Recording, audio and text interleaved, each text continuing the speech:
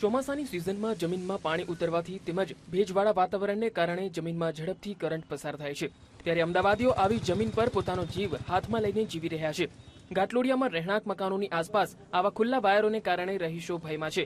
અનેક રજૂઆત કરવા છતાં આ અંગે કોઈ પગલાં ન લેવાયાનો સ્થાનિકો આક્ષેપ કરી રહ્યા છે।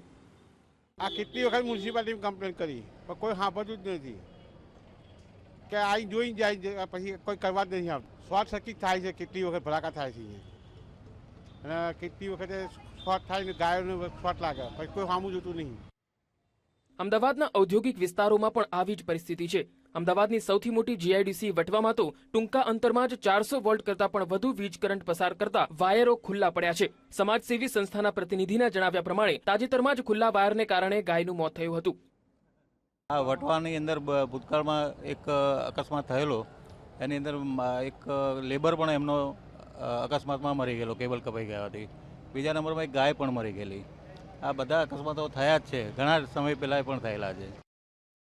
મહાનગરપાલિકાએ ચોમાસાને ધ્યાનમાં રાખીને પ્રી મોન્સૂન પ્લાન તો તૈયાર કર્યો છે, જો કે ખુલ્લા વાયરો પ્રત્યે સેવેલું દુર્લક્ષ્ય જોખમની નિશાની છે। કેમેરામેન યુવરાજ લીલા સાથે પ્રણવ શાહ, વીટીવી અમદાવાદ।